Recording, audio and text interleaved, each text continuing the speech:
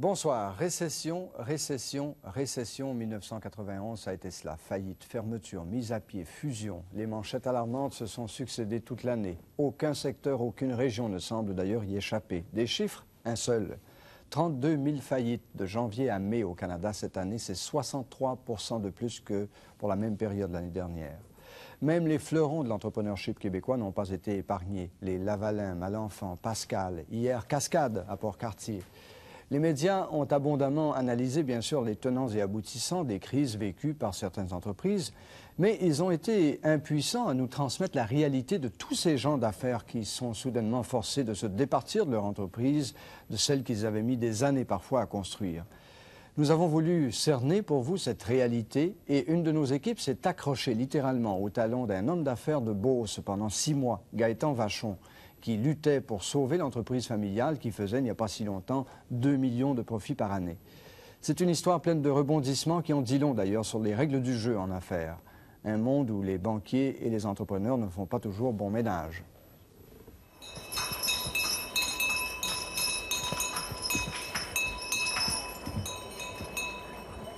Ce cocher improvisé qui prend plaisir le dimanche à balader sa famille sur ses terres, c'est Gaëtan Vachon, 51 ans, homme d'affaires bien connu de Saint-Joseph-de-Beauce. Plombier de métier, il est aujourd'hui à la tête d'une PME dont le chiffre d'affaires annuel atteignait, avant la récession, 25 millions de dollars. Pour sa famille nombreuse, il a 7 enfants.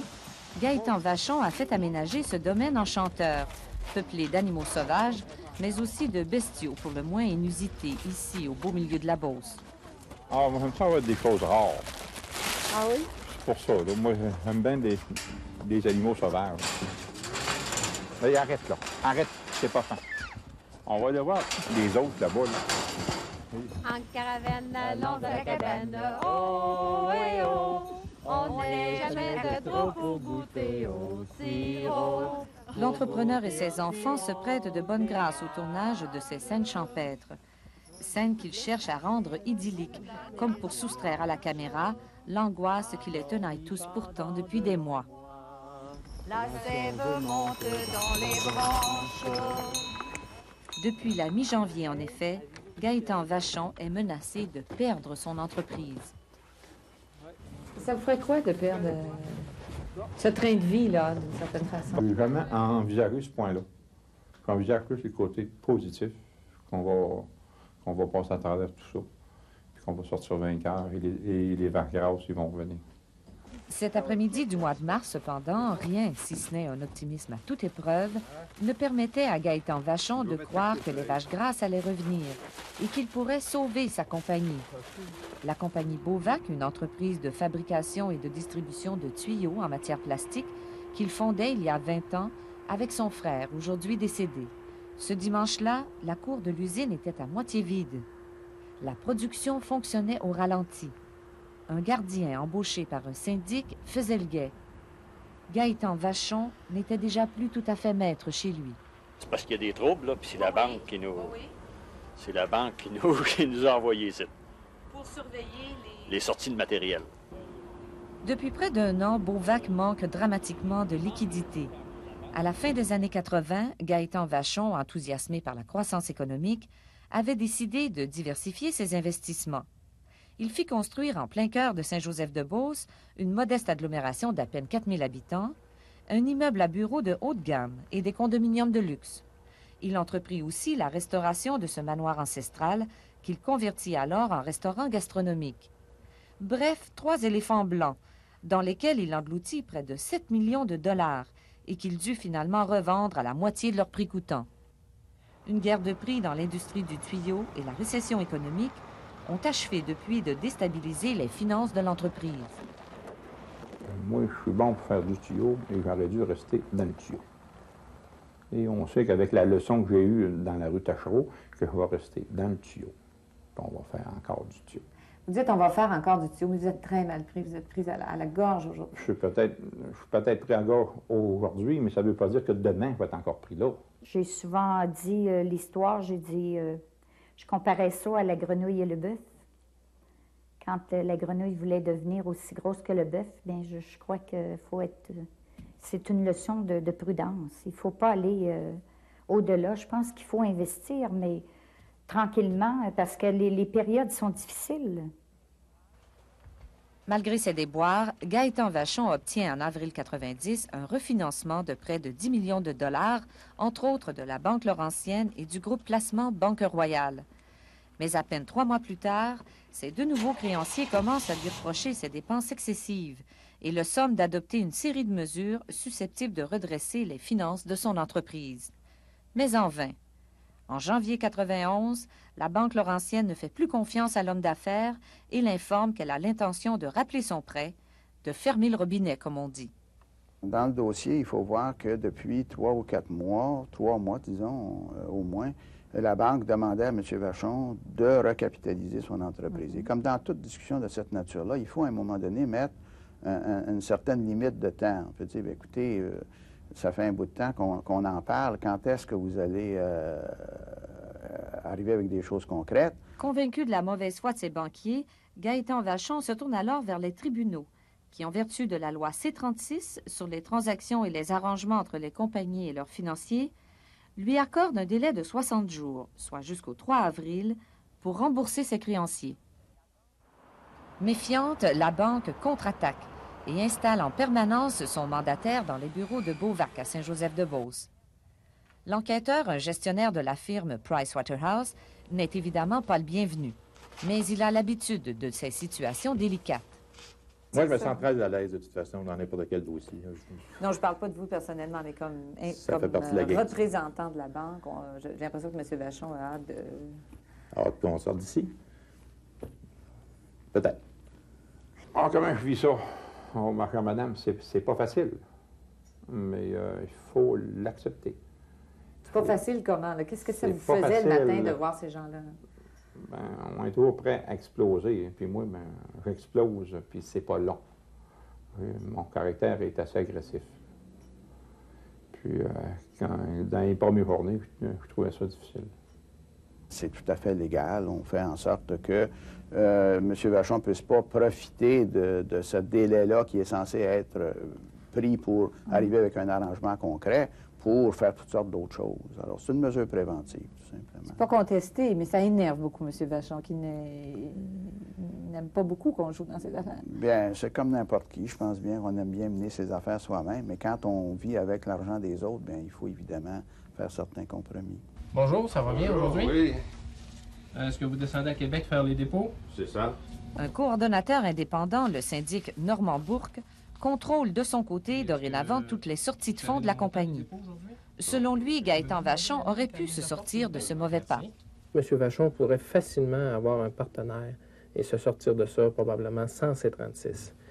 Je suis sûr que la banque aurait accepté un partenaire, un autre gros industriel Beauson ici, qui avait déjà fait des offres à M. Vachon.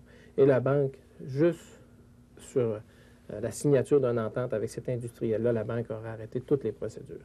Mais M. Vachon ne veut pas partager ce qu'il a bâti lui-même. Il prétend que c'est lui qui est capable de le remonter puis de le ramener. Je ne peux pas le blâmer. Il ne veut pas perdre le pouvoir, c'est ça que je veux dire. Exact, c'est ça. Il ne veut pas perdre le pouvoir.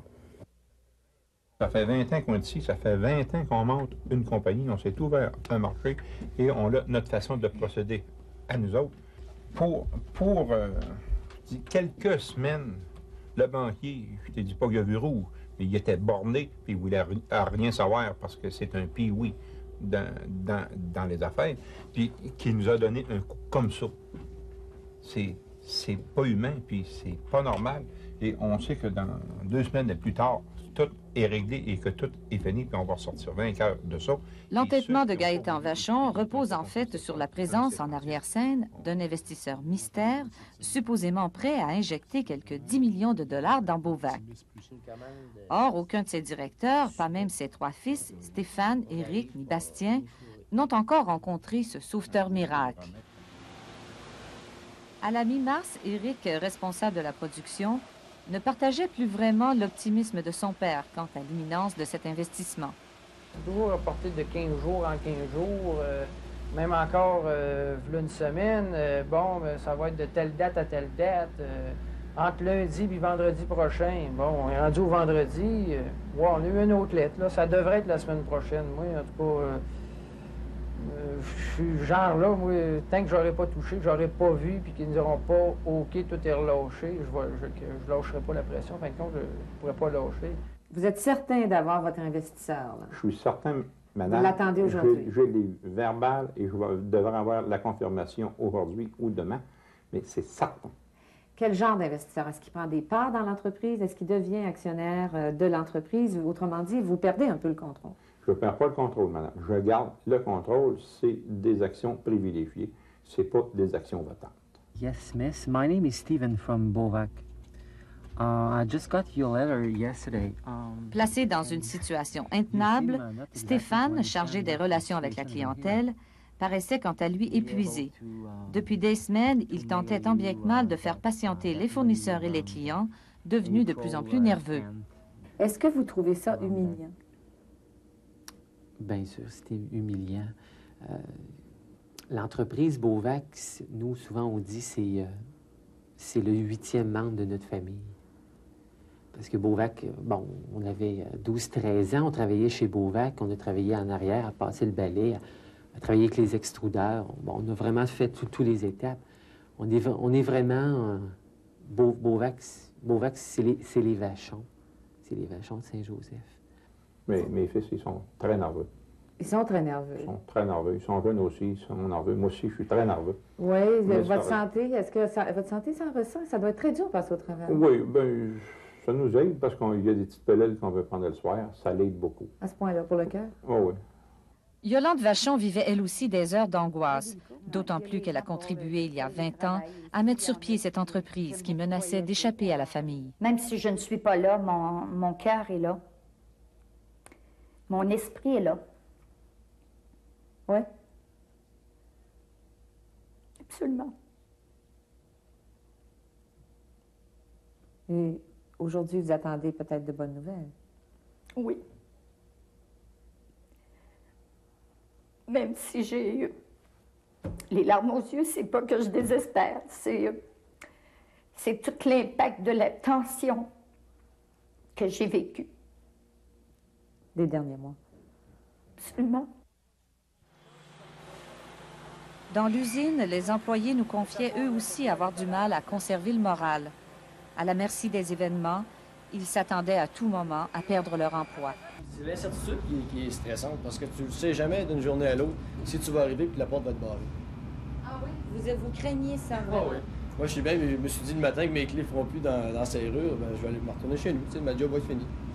Ce vendredi 15 mars, l'équipe de vendeurs n'emmenait pas large à sa réunion hebdomadaire. On s'inquiétait entre autres de la mauvaise publicité faite à Bovac dans les journaux. Ça a été publié beaucoup plus en gros dans le Soleil là, que les journaux locaux ailleurs. Mais ils ont eu le Soleil au Saguenay-Lac-Saint-Jean aussi, parce que moi et Carole, on redescendait de là.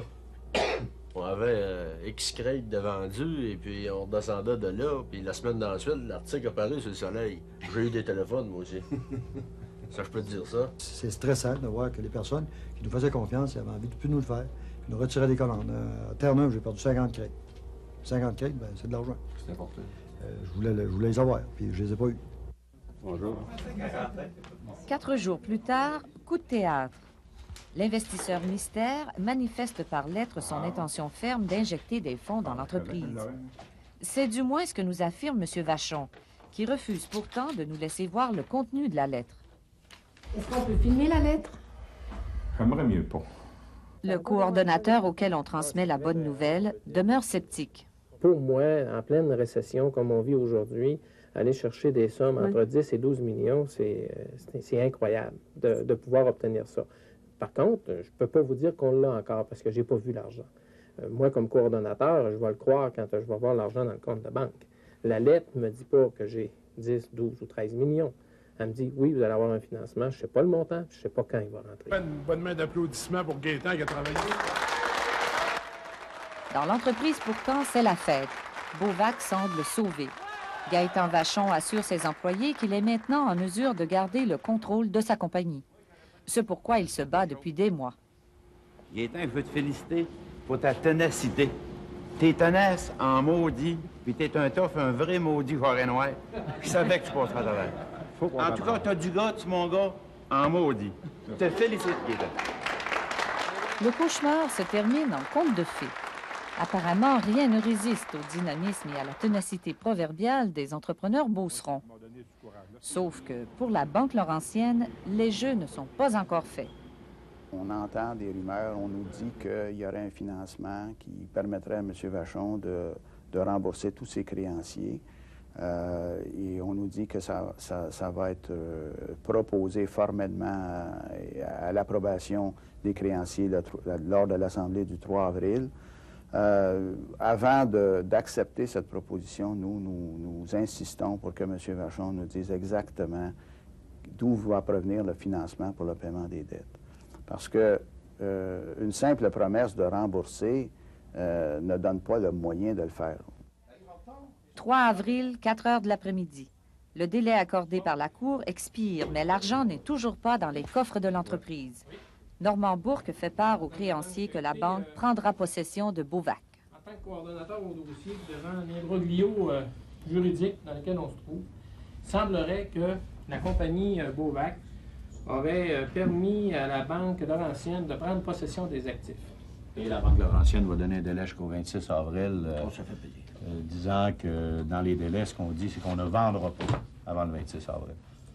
Sauf que c'est la Banque Laurentienne qui va administrer par l'entremise de son agent, qui est Pricewaterhouse. On vous remercie d'être venu. Bonjour. Merci, bonjour. Immédiatement après l'Assemblée, les représentants de la Banque Laurentienne et de son mandataire, Pricewaterhouse, débarquent littéralement sur le terrain de l'usine. La banque peut enfin mettre la main sur les actifs de l'entreprise et peut-être, espère-t-elle, sauver sa mise. Gaétan Vachon, humilié, ne veut pas assister à la manœuvre et refuse cette fois de nous accorder une entrevue. Au volant de sa Cadillac blanche, il s'esquive en vitesse. Que vous avez des raisons de croire que c'était mal administré depuis le début du C-36, par exemple? Non, je vous dirais pas que c'est mal administré. Le fait est qu'il faut vous mettre quand on a 6 millions et plus en jeu à l'intérieur de cette entreprise-là. Puis, il faut s'assurer quand même, je veux dire, de la protection de nos argents. La banque n'est pas là pour... Et vous craignez davantage qu'il y a 2 semaines, c'est ça que... Non, on ne craint pas davantage. Mais excepté à un moment donné, il faut que ça aille à une fin, tout ça. On opère à partir d'aujourd'hui. As a going concern, ça n'a rien à voir avec une faillite. Vous ne pouvez pas vendre l'entreprise, vous ne pouvez pas vous départir de l'entreprise, vous ne pouvez pas écouler les... On ne veut pas écouler, on veut vendre l'entreprise en opération globalement. On aura, on espère avoir le meilleur prix possible. Sur ça, on vous laisse. La veille, nous dit-on, Gaétan Vachon avait accepté la prise de possession à la seule condition de bénéficier d'un dernier délai de grâce pour pouvoir enfin obtenir son investissement. La banque doit donc attendre la fin de ce nouveau délai, fixé au 26 avril, pour disposer comme elle l'entend de l'entreprise, ce qui ne l'empêche pas de prendre immédiatement le contrôle des lieux. Moi, je fais la clé pour rentrer ici tous les matins. Ça fait 9 ans que je la rouvre la porte, demain matin, je la rouvre pas. Ça me fait quelque chose. Mais je conserve espoir de revenir. Avez-vous l'impression que pour M. Vachon, c'est un peu le début de la fin, finalement? J'espère que non. J'espère que non. Je lui souhaite de tout cœur, mais je le crains fortement. Dire que demain matin, qu'on ne rentre pas travailler. Les opérations continuent. Donc. Les opérations continuent. Les gens de la production vont continuer à opérer. Peut-être certaines personnes au niveau des achats, on a peut-être trop, parce que si on n'est pas en pleine production, on a peut-être trop. Hein. Nous, on doit marcher sur une base de rentabilité le plus possible. De la façon qu'ils ont parlé tout à l'heure, il n'y a pas personne qui est assuré d'avoir sa place demain. Alors, je verrai si oui ou non on me téléphone, si oui ou non... Craignez-vous de perdre votre emploi, vous, personnellement? Moi, oui. Parce que très franchement, là, oui. Pourquoi? On m'a accusé d'être trop loyale. Tout simplement. En soirée, Nicole Gagnon fut remerciée de ses services. Au total, il y a 8 mises à pied. Gaétan Vachon et 2 de ses fils sont congédiés sur le champ, mais ils gardent malgré tout contact avec les employés. Tu peux-tu parler, là? Qui est autour? Ah, plein de gens, à eux autres, plein de gars de Pricewaterhouse. Vous êtes comme surveillés et pieds à toutes, je suppose? Ouais. C'est toi qui fais le service à la clientèle? Oui. Ils sont surveillés comme des rats. Pourquoi c'est important que vous sachiez ce qui se passe dans le moment? que vous ayez des yeux et des oreilles. Ben, il faut savoir aussi s'ils sont en train de détruire l'image de la compagnie ou pas. Qu'est-ce qu'ils font, là, avec la compagnie? Qu'est-ce qu'ils font? Qu'est-ce qu'ils disent aux clients? Qu'est-ce qu'ils disent aux fournisseurs? Le savez-vous, vous, ce matin? D'autres non plus. Encore sous le choc des événements de la veille, Bastien ne cache pas sa colère contre la banque. On ne prend pas possession de même. Je veux dire, on est humain, là. Je veux dire, nous autres, on s'en attendait qu'il allait cogner. On avait un délai, et puis quand le délai a été terminé, on s'attendait qu'il allait cogner. Mais pas de cette manière-là. Je veux dire, tu prends pas possession de même. Bien, il y a une question qui est embêtante. Pourquoi avez-vous cessé de travailler? Assurés hier encore d'un avenir douillet, Stéphane et Bastien réalisent ce jour-là qu'ils sont devenus chômeurs. En avril, comme à tous les printemps, c'est la débâcle à Saint-Joseph-de-Beauce. Pour les Vachon, cette fois-ci, elle prend valeur de symbole. L'investissement attendu ne se concrétisera pas. Désormais impuissant à endiguer sa propre débâcle financière, l'entrepreneur Beauceron perdra définitivement les rênes de son entreprise. Chez Beauvac, pourtant, tout rentrera dans l'ordre. Les 150 emplois seront sauvés par un entrepreneur de Yamachiche, Marcel Duchesne, qui rachètera l'entreprise au coût de 10 millions de dollars. Alors, M. Duchesne, je félicite. Merci beaucoup. Félicitations. Plastique Beauvac de Saint-Joseph est devenu depuis aujourd'hui Tuyaux Deschênes Limité. Cette annonce a en quelque sorte officialisé la vente de l'entreprise Beauceron au groupe Duchesne de Yamachiche. On va faire un grand hurrah pour la famille Duchesne. Hurrah! Le 2 juillet dernier, on fêtait encore une fois le sauvetage de la petite entreprise Beauceron. Sauvetage dont Gaëtan Vachon n'était malheureusement plus le héros. Celui qui signe ton chèque, c'est lui que tu dois respect et honneur et loyauté. Alors, ça va être celui-là. Hein? Qu'est-ce que vous voulez qu'on fasse? En somme, c'est un jour heureux aujourd'hui pour vous? Oui, pour les employés, pour tout le monde. Ah oui. On peut pas avoir... On est sûr, là, comme c'est là, on est sûr de l'avenir. Ça fait qu'on sait qu'on va rester, qu'on va garder nos emplois, puis là, on va pouvoir dormir sur nos deux oreilles. On met notre nouveau logo avec le plus grand plaisir. On passe du BOD en douceur. Il aura fallu attendre 2 mois pour que Gaëtan Vachon accepte de tirer avec nous les leçons de cet échec. Un échec qu'il attribue d'abord et avant tout à l'intransigeance de ses banquiers. Moi, je n'accepte pas qu'est-ce que c'est qu'ils m'ont fait. Un banquier, c'est pas un homme d'affaires. Et c'est pas de la façon que les autres veulent fonctionner que ça peut marcher. Moi aussi, j'aurais fonctionné de la façon que les autres disaient. Ça aurait été encore la même chose à reprendre plus tard. Vous pensez que les résultats n'auraient pas été meilleurs si vous étiez conformé aux directives que les banques vous ont données tout au long de votre... Non, je ne peux pas me laisser trancher à la gorge sans bouger. Moi, quand je me fais trancher à la gorge, moi, je bouge parce que ça me fait mal. Mais les directives qu'ils vous ont données, on vous a demandé aussi de redresser votre entreprise, de prendre un partenariat dans l'entreprise, un associé, aurait pu sauver votre place dans l'entreprise. Vous avez fait preuve d'un certain entêtement là-dedans. Non, je ne suis pas entêté, madame, du tout. Mais dans mon entreprise, j'avais ma place, puis je vais avoir une place comme j'avais. Et si j'aurais pris des associés comme eux voulaient, j'aurais eu la place du gars qui vide les poubelles. Et ils ont voulu me faire associer avec quelqu'un. On ne fait pas aimer un cœur quand il ne veut pas aimer. On n'était pas fait pour aller ensemble. On ne s'est pas associés ensemble. Vous ne le regrettez pas? Non, madame. Parce que vous auriez été encore dans votre entreprise. Peut-être j'aurais été encore, mais comme un pion. Et moi, je ne suis pas un pion. Donc, vous avez joué le tout pour le tout. Vous avez préféré tout perdre. C'est ça. On l'a ou on ne l'a pas. Est-ce que c'est un Si on ne l'a pas, on fait autre chose. Est-ce que c'est une caractéristique des Beaucerons, ça, de jouer un peu au poker, finalement? Ben, c'est un coup de poker, vous avez pris. Peut-être, là. Mais quand tu es habitué d'être le premier, tu ne peux pas accepter d'être le 10e. Tu es le premier, tu restes le premier. S'ils ne veulent plus t'avoir dans ton groupe comme premier, tu te tasses à côté puis tu t'en fais un autre premier. Tu es encore premier. À Saint-Quentin, on commence. Gaëtan Vachon nous confie qu'il a l'intention de repartir en affaires et de concurrencer cette fois son ancienne entreprise. L'homme d'affaires a perdu une bataille, mais apparemment pas la guerre.